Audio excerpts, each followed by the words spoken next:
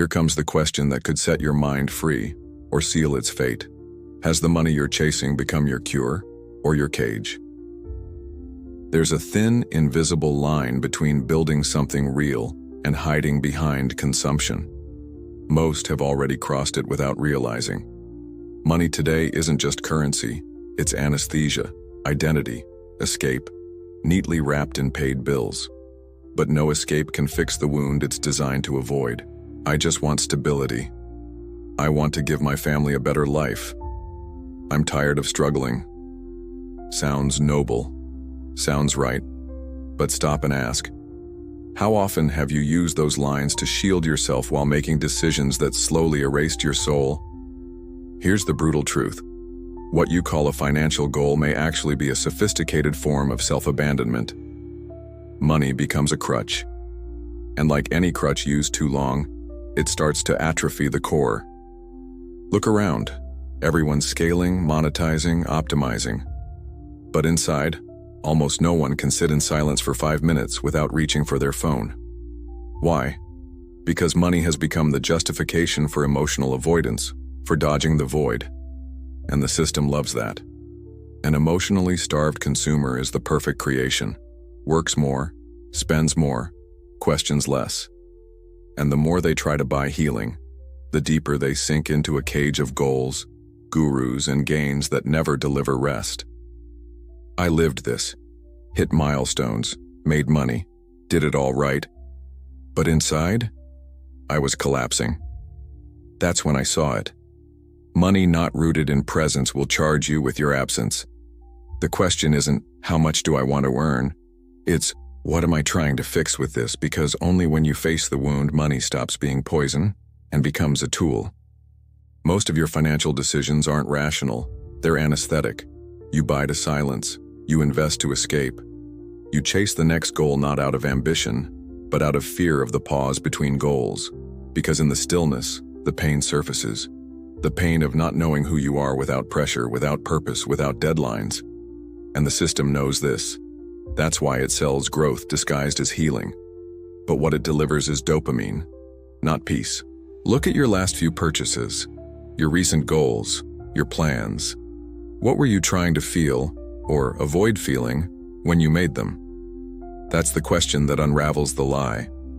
Because the truth is, most people don't want money, they want relief. They want to erase the sting of not being enough, the weight of not arriving, the pressure to prove. But money used as an anesthetic will always turn into a cage. It soothes at first, then enslaves. And that's when the cycle begins. You work to buy comfort to avoid the void, and the void expands when comfort fails to deliver. The result? You become a functional addict, socially praised, emotionally exhausted, always rushing, always wired, always waiting for the next number to do what the last one couldn't. But peace isn't the result of money. It's the precondition to use it wisely. Here's your test. For the next 3 days before any purchase, pause and ask, is this serving my purpose and or my escape? Write it down. Watch the pattern. That's your emotional map. And wherever there's escape, there's a cage. Because the issue isn't wanting more. The issue is not realizing you might be using money to sustain the very pain you say you want to heal. There's a cell no one warns you about. It looks like success. It has Wi-Fi, premium coffee, a packed calendar. You enter it the moment you believe you can only rest once everything is done. But since everything done is a system mirage that shifts every week, you never leave the cell. You just decorate it with goals. You wake, work, deliver, earn. But time is never enough. The body never unwinds. The mind never stops. Why? Because you internalize the gospel of almost there.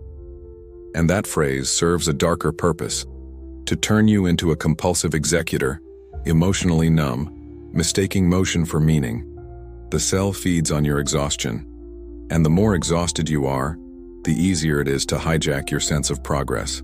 This has a name: performance captivity. It's when your identity fuses with your output, and your peace depends on external validation, clients, metrics, followers, bank balances. You're no longer buying things, You're buying distractions, buying proof that you're making it, buying brief escapes that delay collapse. And the worst part? You think you're in control when you're actually in trance. The exit isn't quitting, it's reconfiguring. What drives you? Pain or purpose? What grounds you? Clarity or urgency? Because if your peace is tied to digits, you'll never feel safe enough to be whole. Your liberation starts with a symbolic act, doing something by choice, not compulsion. In the next few days, cancel a commitment you accepted out of fear. Choose discomfort with awareness over automatic agreement. That single rupture is a crack in the cage. There's an idea that feels like hope, but functions like a trap. Once I have enough money, everything will fall into place. That phrase is the mantra of modern programming, and it acts like a psychic leash, because every time you get close, the system shifts the finish line. Enough is never enough. Pleasure is always postponed. Freedom becomes a ghost chasing you through spreadsheets. Wanting freedom isn't the issue. Believing it only comes after is. After the deal. After the raise. After the turn. That after is a virus, a software glitch that keeps you in emotional limbo. And when someone lives on hold for too long, they go numb. They lose the ability to celebrate, to be present, to feel themselves in real time. They become a projection, a walking placeholder for a future that never arrives in peace. Here's the brutal truth. If your freedom is always in the future, your present is always in debt. And when your now is in emotional debt, your choices aren't clear. They're rushed, driven by fear, by that creeping voice saying, "I can't stop now." But stopping is exactly what the system fears. Because stopping means seeing, and seeing means awakening. Here's your mental weapon. Create a ritual of financial presence. Pick one daily moment, a coffee, a walk, a shower, and anchor it as a sacred reminder that freedom isn't a destination. It's already possible in microdoses, that the system doesn't get to define your peace timeline. Because freedom that only exists tomorrow is just another form of bondage. Maybe money isn't what's trapping you. Maybe it's what's protecting you from what you don't want to feel. Because as long as you're chasing the next win, the next payment, the next level, you don't have to face the silence. And silence is dangerous for those who built an identity on momentum. It brings up questions the system doesn't want you asking. Who am I without this pace? Who am I without the chase? That's when money becomes armor. You use it to justify your emotional absence, your constant rush, your inability to connect with what really matters. I'm doing this for us.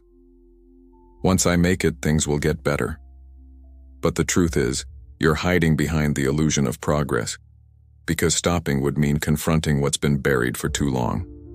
The system loves that, because people too busy to feel keep spending. Any financial goal that's designed to cover emotional holes will eventually become a deeper hole. You start by spending to soothe, then to survive, and suddenly, you're stuck in a loop where money never feels like enough because the wound it's trying to numb was never healed, only delayed. The telltale sign. The more you achieve, the emptier you feel. And worse, you blame yourself for it. Your liberation starts with confrontation. Look at your bank statement and ask, what here represents emotional escape? Maybe it's a course you didn't need, a gift bought out of guilt, a service paid just to feel useful.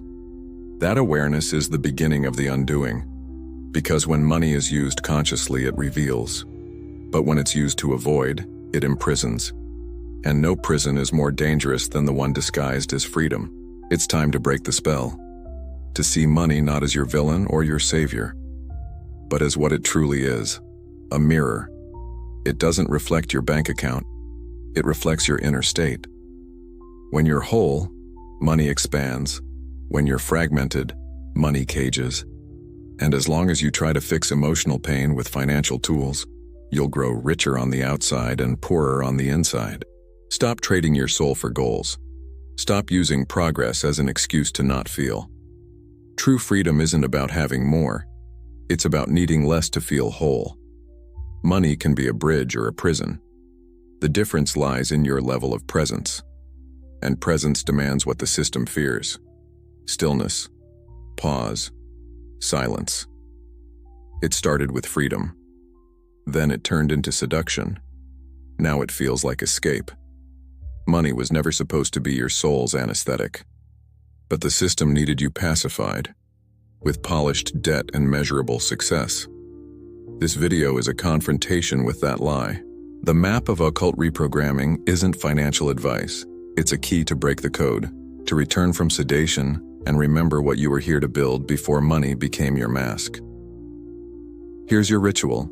For the next 72 hours, choose one intentional, symbolic present purchase per day. Something small. A quiet coffee, a guilt-free gift to yourself, a gesture of emotional autonomy. Before spending, look at yourself in the mirror and say, "I don't need this to be whole, but I choose it with freedom." That phrase is a code, a glitch in the matrix, a tiny rebellion against the trance. Drop your symbolic purchase in the comments. Share this with someone still confusing money with self-worth. And if this felt like a wake-up slap, welcome to the rebellion. The war was never against money. It was against the invisible dependency it created.